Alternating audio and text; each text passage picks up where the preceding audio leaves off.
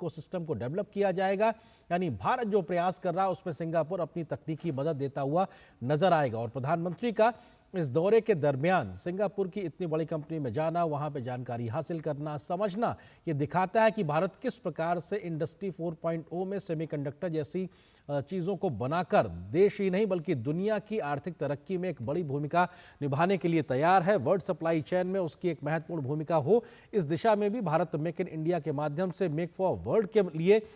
उत्सुक नजर आ रहा है। भारत ने अपने इकोसिस्टम तैयार करने के लिहाज से यहाँ पर सेमीकंडक्टर पार्क डेवलप करने का फैसला लिया हुआ है मोदी सरकार ने, और कैसे वहाँ पे मूलभूत ढांचागत सुविधाओं को आगे बढ़ाया गया है, जहाँ पे बड़ी बड़ी कंपनियां आके निवेश कर सकती हैं। हम जानते हैं गुजरात का हो या असम का हो, ऐसे तमाम राज्यों में सेमीकंडक्टर मैन्युफैक्चरिंग पार्क को लेकर सहमति और एक तरीके से स्वीकृति दी गई है। और इस वक्त सिंगापुर के माध्यम से अगर ऐसा कोई निवेश, इस प्रकार का टेक्नोलॉजी ट्रांसफर या इस प्रकार की महारत को भारत अपने यहाँ जमीन पर उतारता है तो इसका फायदा भारत के युवाओं को, भारत देश को, सिंगापुर को ही नहीं बल्कि दुनिया को भी होगा। क्योंकि एक जो निर्भरता को लेकर कई प्रकार की चर्चाएं, एक सीमित निर्भरता को लेकर कई प्रकार की चर्चाएं दुनिया में होती रही, खासतौर से जब वर्ल्ड सप्लाई चेन में डिसरप्शन या एक तरीके से एक अवरोध देखने को मिला था, उसके बाद में उसको डाइवर्सिफाइड करने के लिए दुनिया में एक चिंतन, मनन और मंथन देखने को मिला है। उस लिहाज से दुनिया के लिए ट्रस्टेड वर्ल्ड पार्टनर के लिहाज से भारत एक सबसे मुफीद देशों में से एक है।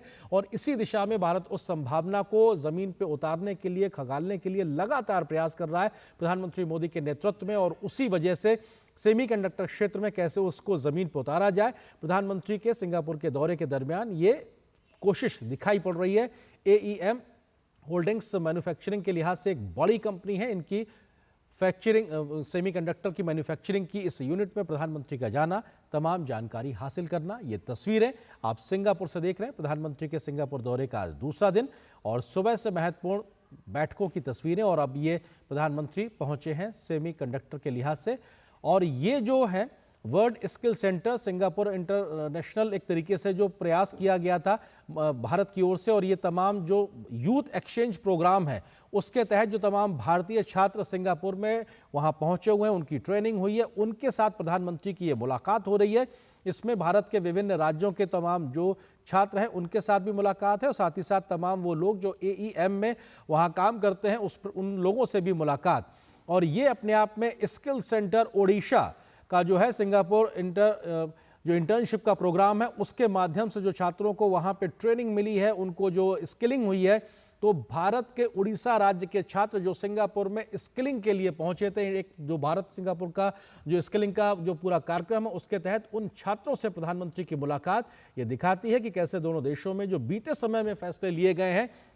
वो आज जमीन पर मूर्त रूप लेते नजर आ रहे हैं। यानी भारतीय छात्रों की स्किलिंग को लेकर जो पूर्ववर्ती फैसले हैं वो आज जमीन पर उतरते नजर आ रहे हैं। वर्ल्ड स्किल सेंटर ओडिशा ये दिखाता है कि वहां के छात्रों के साथ प्रधानमंत्री की मुलाकात, और ये अपने आप में बेहद महत्वपूर्ण कि भारतीय युवाओं को स्किलिंग में किस प्रकार से सिंगापुर मदद कर रहा है, और सिंगापुर की इस मदद से भारत के युवाओं की ट्रेनिंग और कौशल विकास का फायदा सिंगापुर को, भारत को मिलता नजर आएगा। और ये विश्व में भारत जो अपनी बड़ी भूमिका, एक वैश्विक बृहद भूमिका को निभाने के लगातार जो प्रयास कर रहा है, उसमें इस प्रकार की जो प्रयास हैं वो बड़ा रंग लाते हुए दिखाई पड़ेंगे। तो प्रधानमंत्री का AEM होल्डिंग्स प्राइवेट लिमिटेड में, जो कि सेमीकंडक्टर की एक बहुत बड़ी कंपनी है, वहां पे जाना और इस बात की जानकारी हासिल करना कि कैसे सेमीकंडक्टर के क्षेत्र में भारत और सिंगापुर मिलकर काम कर सकते हैं, उस लिहाज से बड़ा दिन। और प्रधानमंत्री का तमाम युवाओं से मुलाकात का कार्यक्रम, जिन्होंने स्किलिंग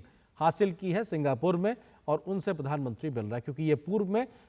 यूथ सेंट्रिक प्रोग्राम के तहत तमाम कोशिशें की गई थी, उसका ही नतीजा है कि अब इस वक्त प्रधानमंत्री उन तमाम छात्रों से मिल रहे हैं जो भारत से सिंगापुर पहुंचे और उनकी ट्रेनिंग हुई, स्किलिंग हुई, और अब वो अपना हाथ एक तरीके से आजमाते नजर आएंगे उस क्षेत्र में जहां की उन्होंने महारत हासिल की है। और ये एक विन विन सिचुएशन तमाम देशों के लिहाज से, जहां पर दो देश अपनी अपनी क्षमताओं का इस्तेमाल दूसरे देश के सहयोग के साथ करते हैं और दोनों ही देशों को इसको फायदा होता नजर आता है।